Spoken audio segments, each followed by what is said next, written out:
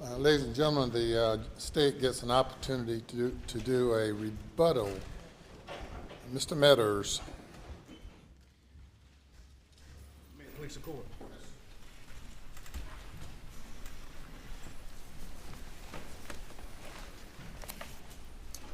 Good afternoon. On behalf of Attorney General Alan Wilson, Deputy Don Zelenka, Deputy Attorney General Creighton Waters, and this entire team, and I want to name them all, but thank you for being here. Thank you for the attention you've given this case. Being a juror is not an easy job.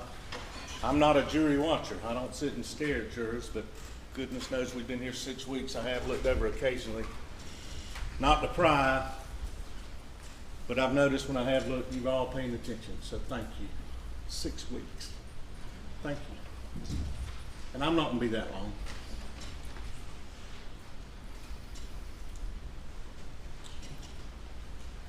Your clerk, Ms. Hill, has done an outstanding job bringing the world to Colleton County, bringing the world right here with the hospitality, her grace, making everything as convenient as she can. But the one thing she didn't do and couldn't do is give you a booklet on how to be a juror. 5.5 weeks ago when y'all got here, 6 weeks ago, she didn't have that pamphlet for you because they don't exist. There's not a book on how to be a juror, but you have been preparing for this moment in this courtroom to decide this case your entire life. And it's called life. It's called living. It's called experiences. It's called interacting with your spouse, your children, your neighbors, your coworkers, your good experiences, your bad experiences, evaluating people, and deciding what's credible, what's believable. It's true in every case I've ever tried in my 34 years of doing nothing but murder cases. Credibility, believability. And I agree with Mr. Griffin. When I looked at this case the first time, I said to myself, this is a CSC case. Now, in our world, that means criminal sexual conduct. It's not a criminal sexual conduct case. This is a common sense case. And you didn't leave that common sense with you when you came here 6 weeks ago. It's with you now. It's been with you during the 6 weeks here, and you're going to take it back into the jury room.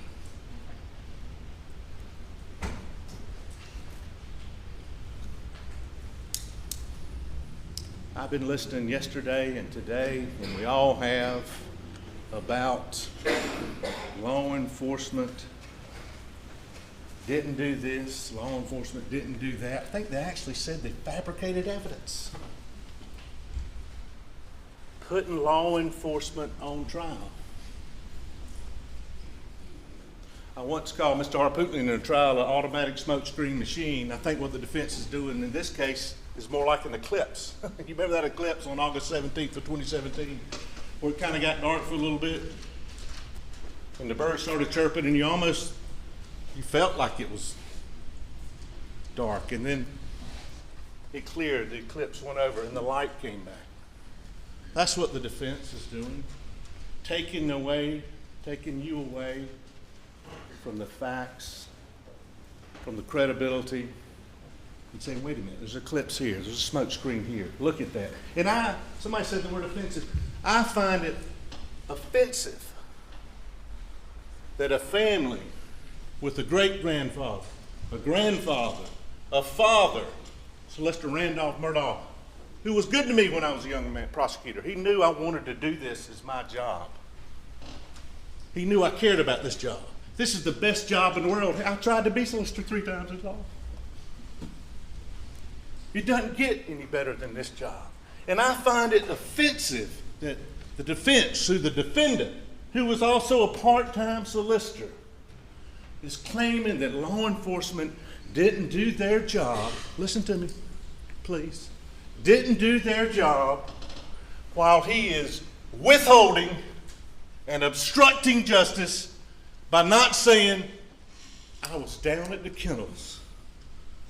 I was down at the kennels. I was down at the kennels.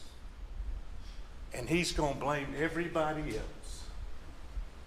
Is that offensive? Is that offensive? Mr. Griffin said a minute ago, can you imagine coming up on the scene and seeing, can you imagine not telling law enforcement, lying that I was down there and I saw him, I was right there? Why wouldn't you tell them that? Maybe get some more evidence. Did you hear somebody? No, I wasn't even down there. Credibility, believability. That really does sum it up. You remember 6 weeks ago today when Mr. Waters' fantastic opening and talked about direct evidence. And direct evidence is something you know it when you see it. It's evidence you gather with one of your senses. You hear it, you feel it, you smell it, you touch it, and you come in here and tell witnesses, hey, this is what I heard, what I felt, what I smelled, what I touched. But do you remember when he was describing circumstantial evidence? There was a storm that day coming. Part of his theme, the storm just happened to come. And you could hear it coming. And then, during part of his opening, you remember it started raining? You could hear it. You could feel it. It's almost like circumstantial evidence morphed into direct evidence. And that's what happened in this case. Circumstantial evidence became direct evidence in many instances. This case is about two things. It's about being real,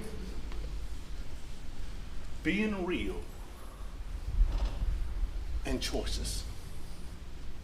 My mama gave me a book when I was a little boy about the Velveteen Rabbit. I was actually going off to college, dealing with people and learning about people and tough times in life. Go get the Velveteen Rabbit and read it if you haven't already. But she just put in the front of that book, and I love my mama, always be real. Always be real. And this case is about that defendant never being real. And choices, which I'll get to at my end.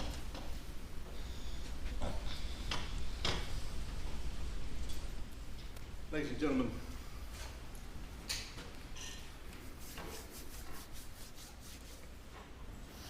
they blame everybody but Alex. Everybody but Alex. Let's go back to the first. I'm not going to bring it out. But this back here, the press release was sent out. There's no danger. There's no danger.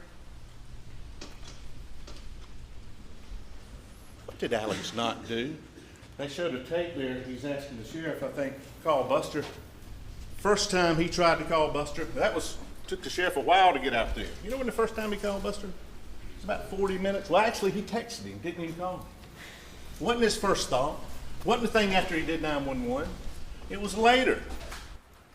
Perhaps even when some of his friends had gotten there. Don't call. No, right off the bat, if this happened, call my son. Call him. Buster, stay where you are. You with your girlfriend? Up there in North Charlotte? Go. We got some people after us. That's what's real. Don't you? You go to the police station right there. And what else do you do too? You don't talk about being real. What do you do? Y'all, I just left my mama. She's with Shelley. Get somebody over there. Get them over there. If these people are out here to kill us, get them over there. Go, please, take them right now. They're by themselves. I can't do That's where I took the guns. I can't tell them that. That's what's real. And he brings up the boat case right away. Right away. A year and a half previous. He's coming up for a hearing. Nobody's thinking about that boat case except Alex. And right then, he's using it to throw off. Here's your first suspect. Does that make any sense? They have a hearing coming up. They're going to look into resolve this thing. Nobody's out there thinking about a boat case on a Monday night. Anybody upset about that?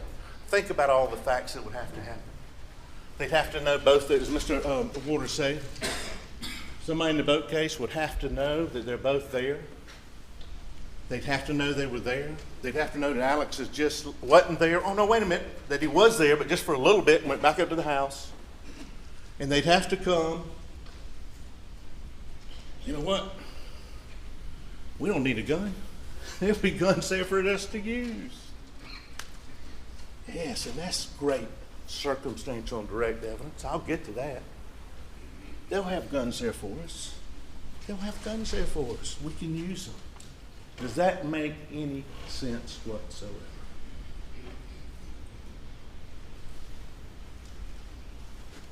Let's talk about murder. Murder is the intentional, malicious killing of another living, breathing human being with malice aforethought. What's malice? Y'all know what malice is? It's the name malice. It's the evil wickedness one person shows to another. You know how long it's got to exist? Just like that. At the pulling of a trigger. Pulling of a trigger. Pulling of a trigger. Pulling of a trigger. Pulling of a trigger. Pulling of a trigger. Malice aforethought. It can be expressed. Rarely happens. I'm going to kill you. Or it can be inferred. It can be inferred with the use of one gun. There's no claim of self-defense here. They're claiming they weren't there. It can be inferred two guns.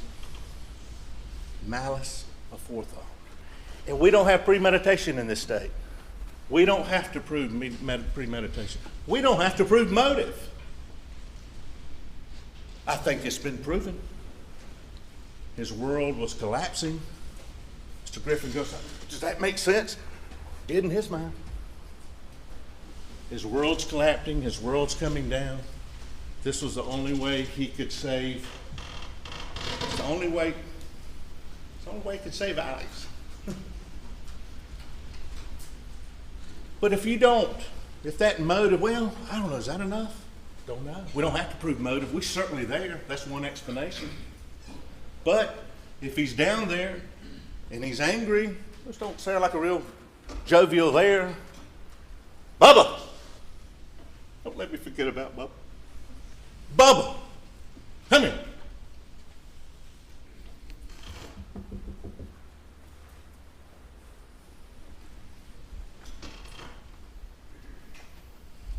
Maybe you just got angry. Maybe you got angry at Paul. Maybe you got angry, you started all this with the boat case. And maybe he just lost it. Maybe he just lost it. Maybe it looked like a suicide, and then Maggie came, and he had to shoot her. I don't know. Only one person knows. And that's why we've got the motive. That's why we say he did it. But we don't even have to have motive. Just angry, he did it. Nobody else could have done it. Nobody else did do it. I'm going to get to that, and that's how we prove beyond, I want to say all doubt. But our burden's only reasonable doubt. But losing it, and then you get the question, well, have you proven malice? Well, yes, sir. Yes, ma'am. 2 shots to Paul. Malicious. First one didn't do it, the second one finishes him off. 5 shots to Maggie. Not an accident. 1 shot, 2 shots, 3 shots, 4 shots, maybe 5 shots, depending on whether this one's running through. That's malicious. So if you find he killed him and you get the malice, I don't think there's any dispute in here about that this is a malicious killing. But I've got to go over that with you. malice of forethought. And then the burden on us in this case, as in every case that's tried in this wonderful land of ours, that's why this is so great, I agree with you, is beyond a reasonable doubt. I'm going to borrow one of these waters if that's okay. It's not beyond all doubt. If that's the case, this courtroom wouldn't have been here as historically as long as it had. The law doesn't describe that, and listen to his honor. And I'm not playing up to him, he is the best. He's the law.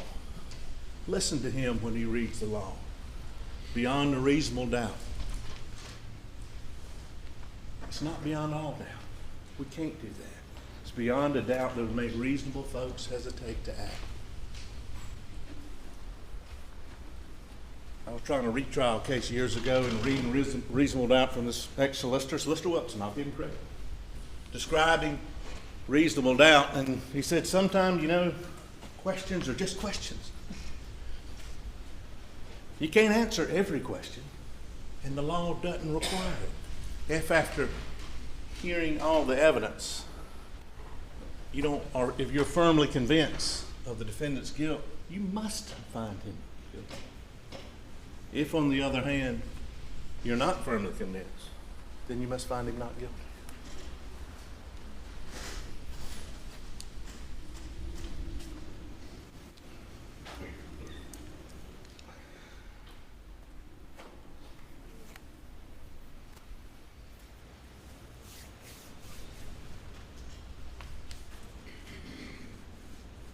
He goes to see his mother. He goes, and you see the OnStar taking him up to the side, over near the smokehouse. We submit to you that's when you went to hide the guns. It's common sense. We submit to you that there's a driveway there, nice pavement. You can go look at it. Nice paved driveway. Submit to you when he came, it was 9:30 at night. Testimony is very unusual, very rare. Kind of funny, Miss Nixon, who testified earlier, we talked to her recently, didn't remember any of the conversation, but said she called and said he told him your dad's not doing well. Well, he didn't go over there that afternoon when he got the phone call, when his office is right near there. Go see him then. He didn't do that. He waited to 9:30. I don't know if anybody's got any folks that are suffering from Alzheimer's, but when they're asleep, they're tired. He wasn't going to love his mama. He wasn't going to be with her. He was going there because he loves Alex. He loves Alex. And he was going there to create his alibi. At 9:30 at night, use your common sense. And you remember, she said he called. What happened after that? Well, it's about 5 minutes or so. At first I was thinking, that's when he was going to hide the gun. And the time frame over there is so important, not for how long he was from left to come back, but it's how long he was in there with Shelley. How long he was in there. Because that's when he was hiding the guns. The guns are missing, y'all. He was hiding the guns. And what did Shelley say? He didn't stay long. 15, 20 minutes. He left.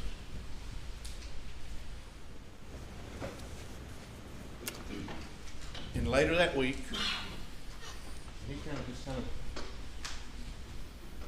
later that week, and I don't know which one in my mind right now, I'm so tired. But one of the days she came by, I think it was after the visitation, and he says, Shelley, you remember I was here about 35 or 40 minutes. Y'all remember looking at her up here on the stand?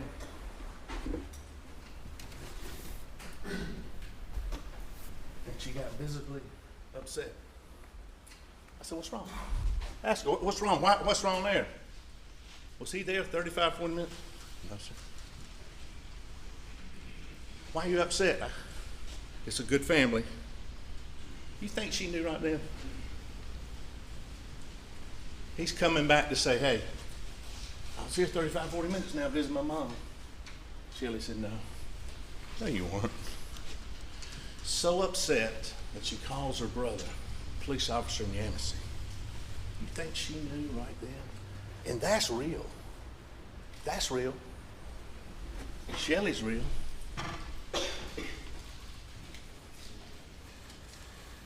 You saw in her body language is so important, right? Body language is so important. We're talking about the defendant.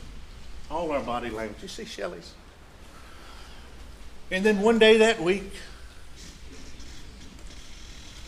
never before, never, ever, ever, ever, ever before, at 6:30 in the morning, doesn't call. He didn't need a timeline to create for that one visit. Didn't want a timeline. Didn't want a record of that. He comes to see Shelley. You ever been over that time before? No. What was he carrying? It was some blue vinyl-like. Remember I tried to show what? It's like this. What did you think it was? A tarp? I don't know what it was. And they try to gloss over it now. Tell you one thing they didn't gloss over. You remember when she was on the stand? I said, well, have you talked to them? Have you talked to their investigators? Well, yes, sir. Did they record you? Yes, sir. Can I have a copy of it? And then we came back and we got a copy. And two investigators, they were worried about it then, went down and talked to her. And talked to her about her times and ran times by her and asked her if she'd ever seen anybody in this blue coat. Have you ever worn it? They were worried about it. Because that's great circumstantial evidence. It kind of morphs into direct evidence. I saw him coming at 6:30. You even heard, they asked one of the experts, well, could it stay on there for 5 years, 10 years? Sure. This was days after the murder. Shelley sees him come in with a blue something. Well, where'd he go? He went upstairs. Why? I don't know. Did you see it later? Thought I saw it on the chair. Can't answer every question. Miss Mixon sure didn't see it the next day. Now I asked her, was there another tarp there? Well, there was a blue and silver tarp. Picture of it too. That wasn't it though. This was all blue. And the only other blue tarp that's in evidence, and I let it go in just so I could argue this right now, is the tarp that they showed Shelley that they got from Kmart. That's not real. This tarp, no. Looked like that.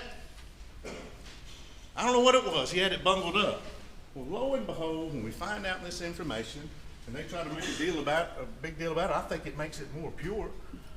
She's at a traffic stop or an accident or something. She tells the police officer, I forgot about this. You can't make it up.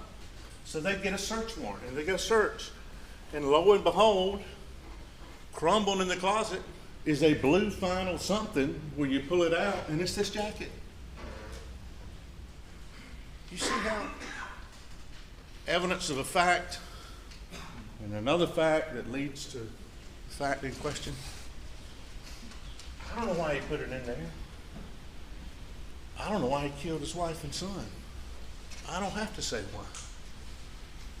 I think he did it to protect the one he loved the most. The one he really loved the most. So he could keep his lifestyle and not be embarrassed financially, and he wanted to keep going and loving Alex.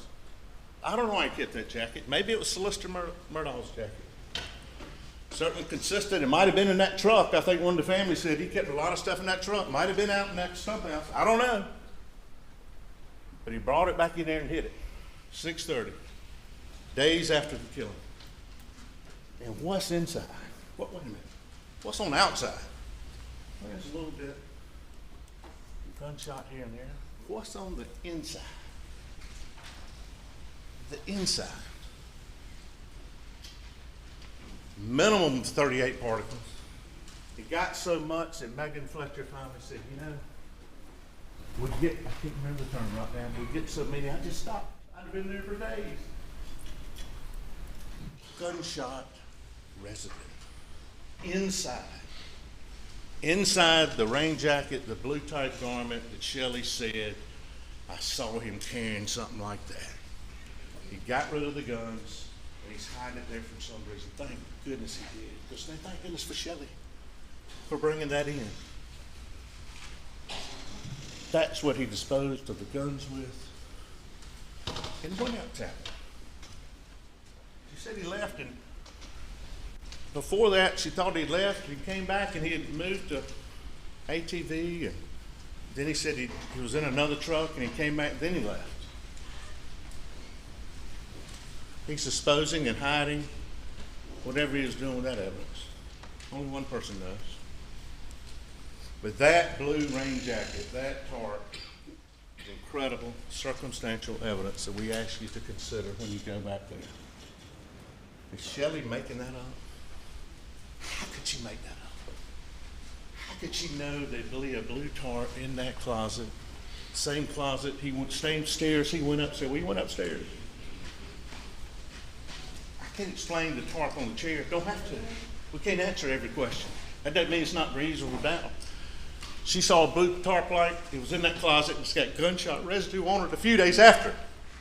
Maggie and Paul were brutally murdered.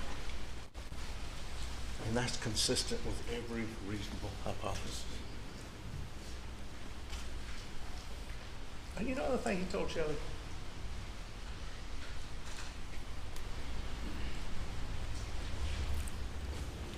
The night when they were talking. You're getting married, aren't you? You remember her saying that? You get married? If you need any money or help with it, let me know. It's incredible timing. Oh, and your job, don't you work for the school? You know, I've got friends down there. I can help you on that if you need. I was there 35, 40 minutes, wasn't it? Can you make up those sequence of facts that lead to the conclusion he's trying to get her to say, I was there longer. I wasn't outside longer. Blanca.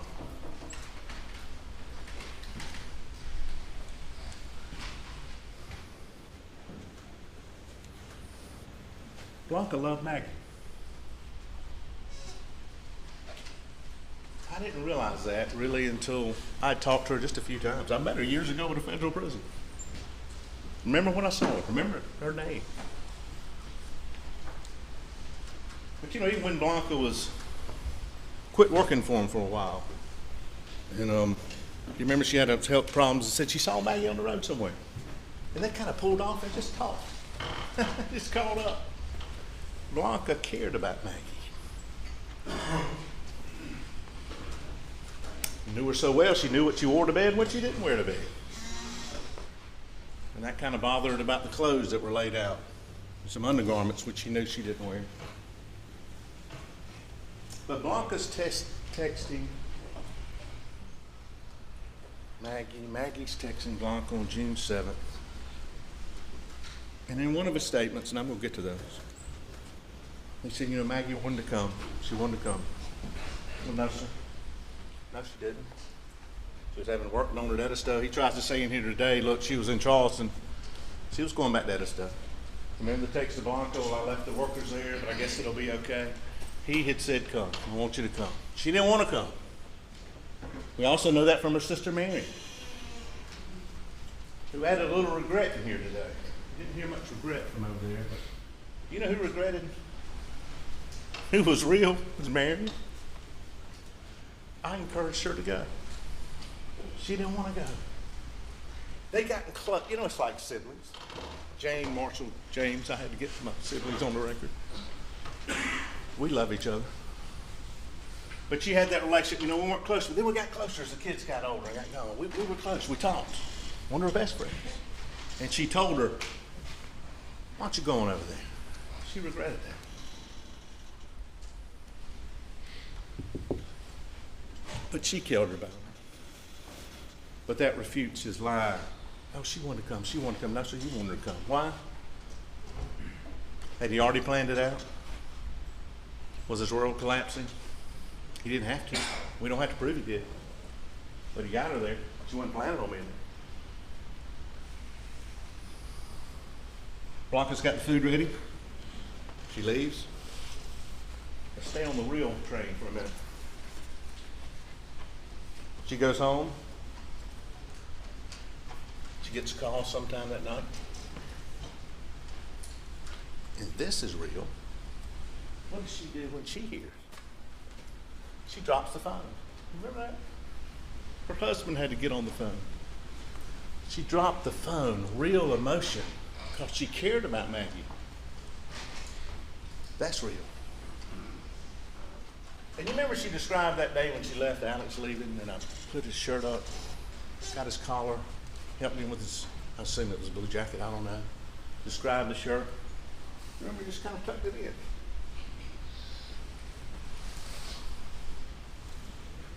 And now on Alex's second interview, when he's confronted by David Owens. And they actually showed him the video of the tree. They showed him that.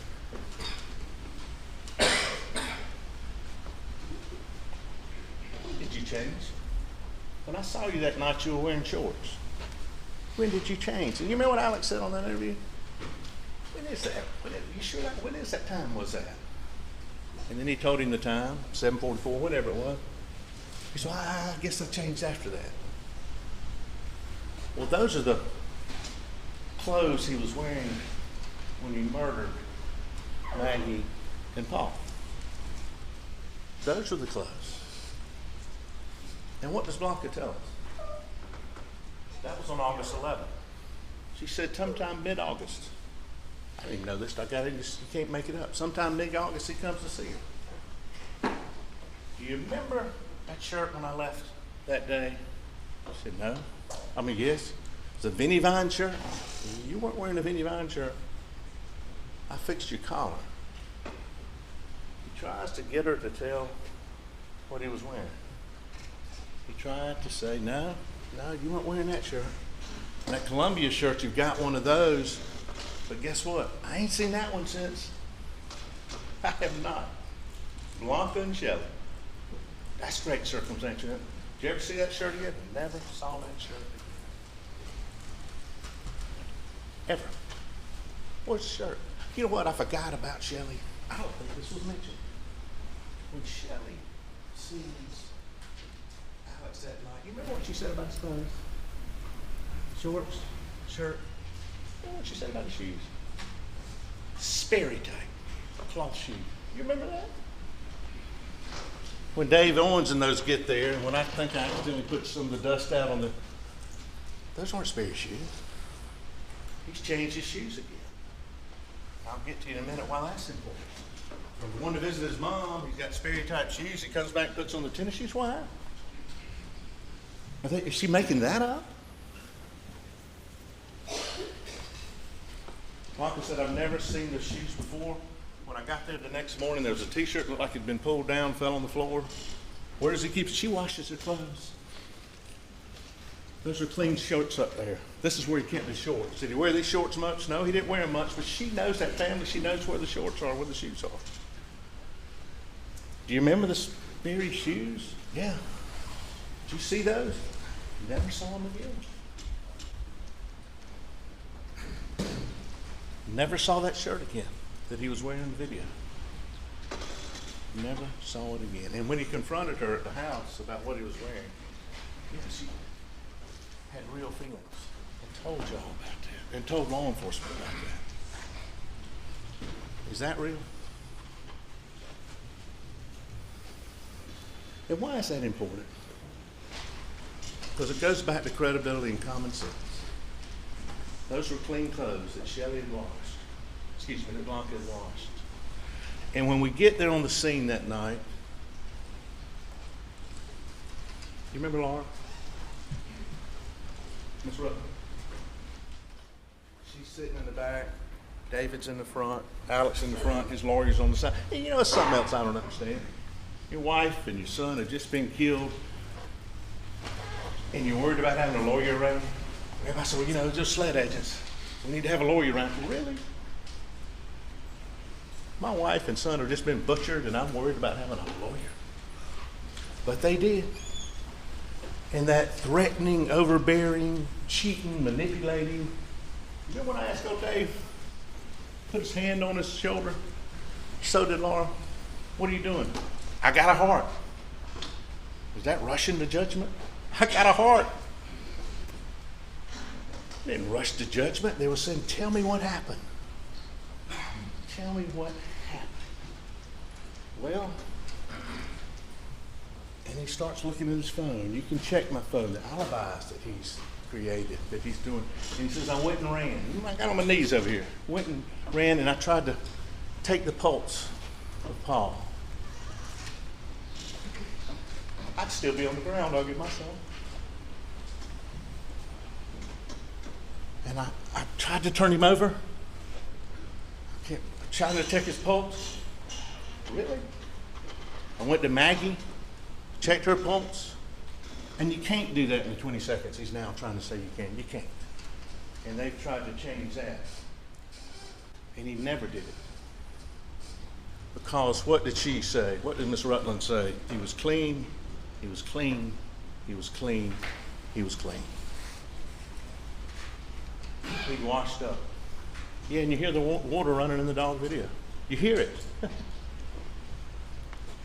He'd washed up. And this phone, tried to make a big deal about this phone that you do see right afterwards when we know he was down there. There's some movement on Maggie's phone. But every expert has said, just because if one phone's down here and the other one's walking, you're not going to have steps on that phone. He took Maggie's phone, the golf cart, however he got, drove back up to get those shorts and that shirt. And yes, you can get it and manipulate it and call to see if you made a call, put it down. That's not going to record steps on that phone because it's not moving. But that doesn't mean it wasn't with his phone. Don't fall for that. That's not real. Every expert said that. Every expert said that. And doesn't that make sense? You can grab it, see, make a call, put it down. You keep walking, it's not going to record if it's there. If it's in the car, it's in the Suburban. And I'm getting to that.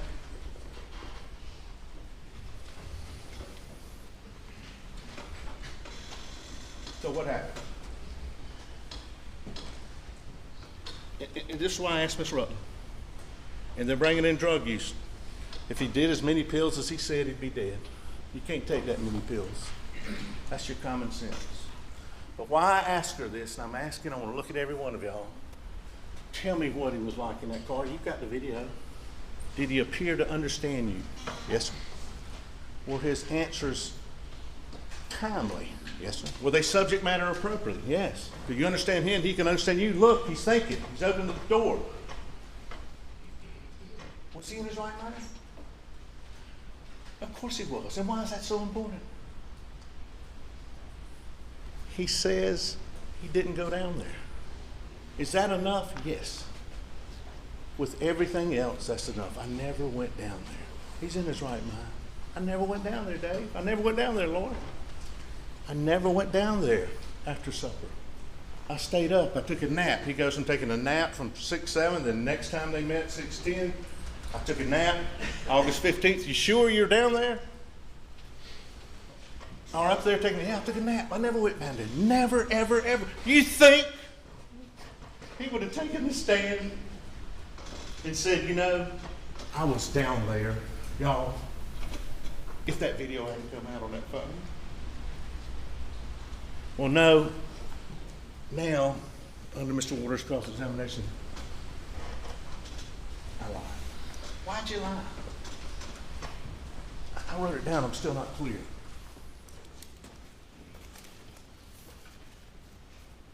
I had paranoid thoughts. Usually I can take a deep breath and get through it. But I couldn't, so I just lied.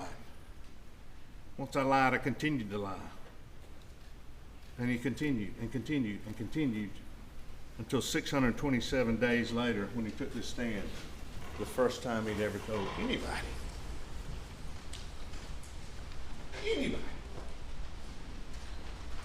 He told his family, he told his friends, he told everybody, and they believed him. I wasn't down there.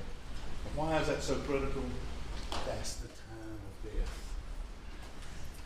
That's when it happened. That's what the records show. That's when the conversation, yes, it is important. Paul, who uses his phone all the time, Paul is in a conversation about the dogs, interacting. Well, send me the picture. He does. And then it stops. Yes, that's when it happened. And then Maggie's phone. A little bit text. She reads that text. I think she went to her car. Y'all decide. Nobody knows. One person knows. She goes to her car. And she's got some rings there she's putting back on. I think she's got 2 rings there, and she's putting on another in the car. Maybe they've been working in the kennels. There's one shooter. There's only one shooter. And she hears that shot, and she comes back around. She hears the shot. She reads the last text y'all will have in there. I think she opens the thing about Solicitor Murdaugh. He doesn't. And then you don't see anything else. You don't see anything else on the phone. So is that common sense? Yeah, that's when they were gone. Yes. Yes. When they interact so much. Yes. That's common sense. And that's why it's so important. You want to help law enforcement? You're in law enforcement? I was down there. Y'all know what? I was down there. I didn't take that nap as long as I did. Did you hear anything? Why would you not give that information? Okay, then the 10th, with his lawyer, Mr. Griffin, in the car. Did you go down there? No. Look at him. Is he coherent? Is he under the influence of anything? Is he withdrawing? No. I want to help you. I want to help you. And then on the 15th, here's this video. Here's you in the tree. Now, Rogan says he thought he heard you down there earlier. Well, I don't think so. Why not say it then? Think about it. Well, it's just Rogan's word. Does that make any sense? Just Rogan's word. No, sir, I can handle that. He made a mistake, like Shelley did. Like Mom couldn't close. No, sir. I can handle that, though. But when the video comes out, he's stuck. He's stuck. I'm going to try to wrap up.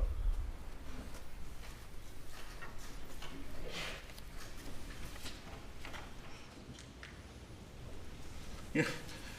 Yesterday morning at 2:53 in the morning, I don't sleep much during trials, but I kind of woke up. And what he did when he took the stand was corroborated that he's a liar. He corroborated the fact he doesn't tell the truth. The one thing that was more important than anything. And you know, they're putting these law enforcement on trial, talking about blood evidence, talking about other things that were presented to the grand jury, which that blood evidence was investigated, and the state didn't offer it. That's what you do in your prosecution. Didn't try to offer it. Now they're trying to put us on trial for doing our job. Think about that. Blame everybody else. Look, they looked into this, and it didn't turn out to be. So now we're going to blame them. We didn't try to present it. Isn't that ironic? They're now jamming us for doing our job. Jamming us for doing our job. All the evidence of the guns, and I'm going to get that in a minute. The timeline, the incredible timeline, his lies, all of that, the gunshot residue, all of that's presented. And do we make mistakes? Yes. And that happens in life. But you don't lie and misremember being at the scene of a murder when you said you weren't even there, or being at the scene where your family was brutally murdered. You don't lie about that. That's not a mistake. That's not a mistake. This is the state of South Carolina versus Richard Alexander Murdaugh, not the state versus David Owens, not versus Sled. And I want to tell you something. Sled, Walterboro, Laura Rutland's working with David Owens. Sled starts working with the FBI. They're working together. This is, think about it. Rush to judgment. They gave that man every benefit of the doubt. Oh, what are y'all doing?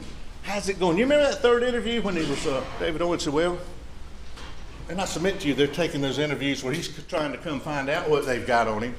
Well, how's this thing looking? How's this thing looking? Well, we've got some shell casings by Maggie's body, out over there where y'all shot in the range, and some shots out there by the side of the house, the shell casings. They all were came from the same gun, all cylindered in the same gun. You think if that didn't, they could find an expert to refute that, they would have? And Alex goes, oh really? So it's the gun was there? Yeah. You see his reaction? They all came from the same gun on Maggie. Now the other one, Mr. Griffin tried to argue, Paul Greer, yeah, it could have come from that shotgun. Don't know. Is that credible evidence? But it could have. Not saying it did or didn't, but it certainly could have. He's got that gun. It's got Maggie's blood on it. Don't know if he used that or not. But I know the assault rifle's missing. And Will Loving comes from a fine family in Columbia, I can tell you that. Says we were down here not in March, it was more like May or April or May. We were shooting his gun on the side of the house and those shell casings. That's where they found them. And lo and behold, the shell casings match the shell casings around Maggie. They were all cylinder in the same gun. They came out of the same gun. They've been in the same gun. Yes, Mr. Waters is right. That's a family-owned gun. And is that incredible, circumstantial, and direct evidence? Yes, ma'am. Yes, sir, it is. That's powerful. You can feel it like the rain. The murderers come in. There'll be a gun there. We'll just use their gun. Does that make any sense?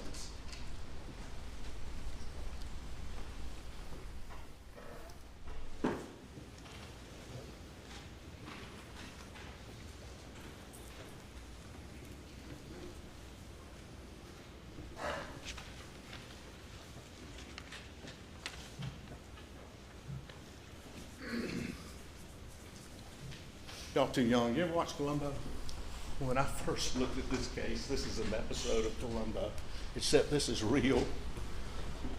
And you get to see one of my heroes, the detective, didn't always look that good, wasn't all that, but you got to see the crime, and then you got to see him figure it out, and the mistakes they made, and that's what happened here. He killed him. He thought he could get a timeline, but it got him.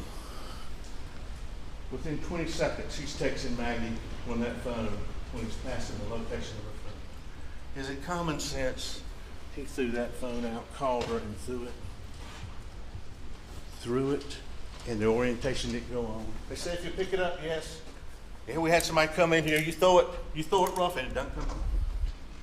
And what are the chances it's anything else? He'd almost had to bump into him.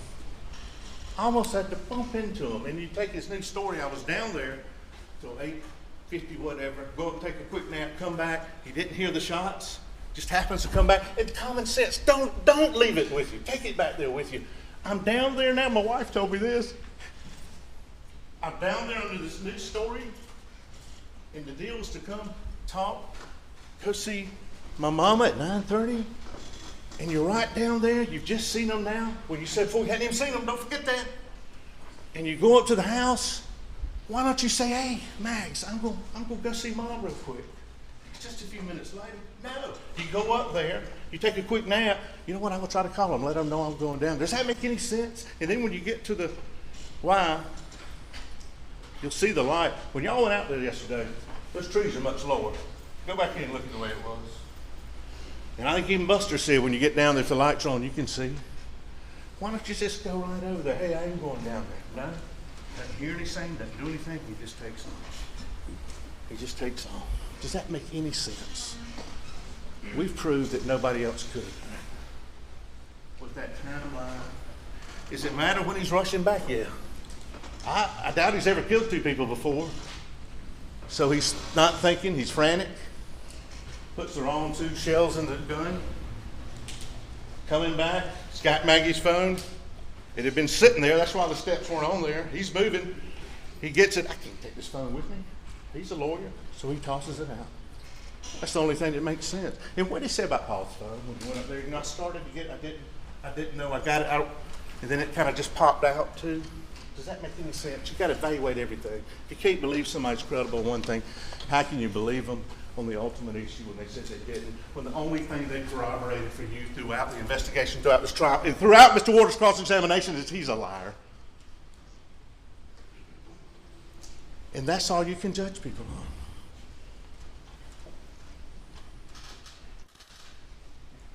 The three witnesses that were beautiful, that were uncontroverted,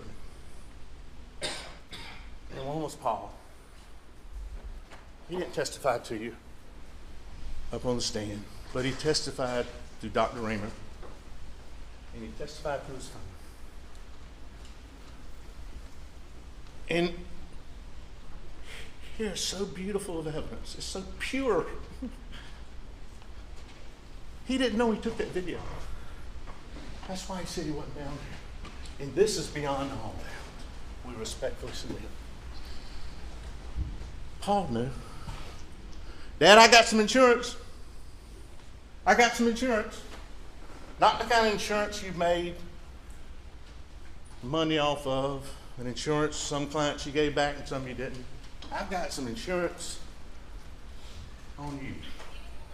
I don't know why you killed me. I've made some mistakes. You heard a lot of good things about Paul too. I know I put your life, open your life, your fake life with this boat case. Your finances are coming out. I know that. But if you go lie and say you weren't down here, I got you. I don't know when it'll come out. Maybe you'll go ahead and lie. But this is going to come out. Paul had that insurance on him.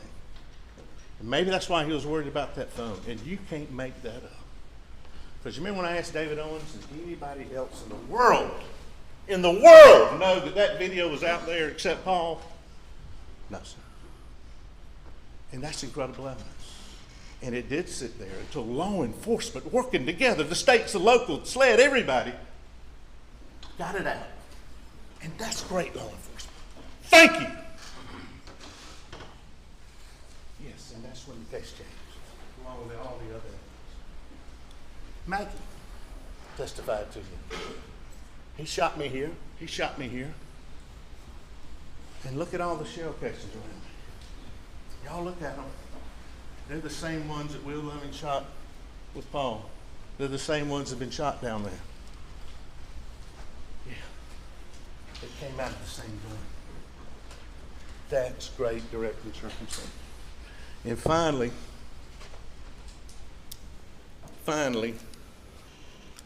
and my daughter-in-law, Sally, and my Aunt Cece still calls my dad Jack this.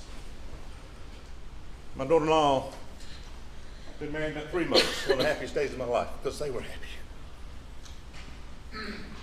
They were watching that kennel video. She and her dog Tater. And when Bubba started to bark, that's what my aunt calls him, Dad, Bubba. Tater barked. And Sally said, isn't it something that your best witness in here are the dogs? You know, some people say they got a sixth sense. You think Bubba knew? You think Bubba knew something? He got Alex to say something. Bubba! Thank God for Bubba. DNA, and that DNA, when people live together, you'll have it all over your shirt. That's not it. But DNA, in this case, that dog negates all. Thank you, Bubba. And guess where Bubba is now? Bubba's with Blanca. Bubba's with Blanca. You can't make that up. And that puts him down there. And that's the lie he told and told and told. I wasn't down there.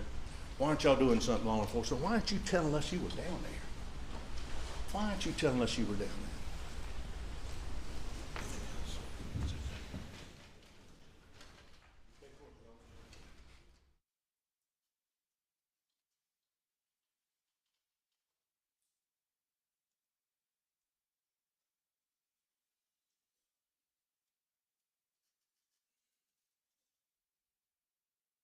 Thank you. If he tried to respond to his phone, as Mr. Griffin said, it would show that he was going to Malmeda. He had to get rid of that phone. He had to get rid of it there. Finally, it's the book, Your Greatest Power. My dad gave it to me when I was young. He said, read it. Your greatest power. You know what it is? Your greatest power is your power to choose. Choice. We've all got it. We're born with it. We use it every day. We use it when we treat people, whether we say, hey, where we're nice, whether we forgive people. We make good decisions. We make bad decisions. But what my dad always told me, don't blame anybody else. make a good choice, that's good. Don't get too cocky, be humble, but that's good. But if you make a bad choice, you're responsible for it. There are consequences. It's your greatest power. And for whatever was going on in his mind, his world's collapsing. It's coming down. All these worlds coming down financially. He's confronted that day by somebody's law firm. Where's this check? He's got another hearing coming up. His motive, don't have to have it.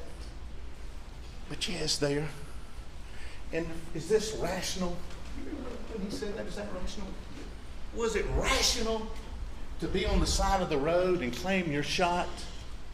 And when you're in the ambulance, and go watch this if you need to, and you're talking to the officer in the ambulance, and you say, what happened?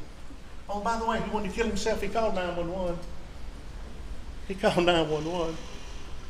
When he told the officer in the ambulance, well, what happened? Well, some guy shot me. He even did a sketch. He faked the sketch. But what did he tell the guy in the ambulance? It sounded like a shot. He's trying his world, and he says there in that last interview with the call-in interview, Mr. Harpootlian and Mr. Griffin, what you got in there. Ryan, I'm sorry, I lied about everything. I was under a lot of pressure. Had a lot going on. Really? Your wife and your son were murdered 3 months ago, and now this is the real Alex. Well, my world's coming down. My world, Alex's world is coming down. Been confronted by his law partners. Losing his job. Now it's me. My world's being affected. Not about that, but now. And I'm sorry I lied. I've lied about everything. Richard Alexander Murdaugh loved, I think he loved me. I think he loved Paul. But you know who he loved more than that? You know who he loved more than that? And who he's going to make sure that life, wanted to make sure that life, he loved Alex. And he exercised his greatest power of choice to make sure that life continued, or try. And it couldn't. And now, ladies and gentlemen, after his honor charges you, you're going to go back there and exercise your greatest power. Based on the evidence you've heard, the evidence you haven't heard, the credibility, the believability of the witnesses, and especially of Richard Alexander Murdaugh, who has lied and lied and lied and lied, and it's been okay. He got you through. It stops here. We respectfully request it stops here today. No, it's not okay. And we're going to exercise our greatest power and find you guilty of killing Maggie and Paul. Thank you.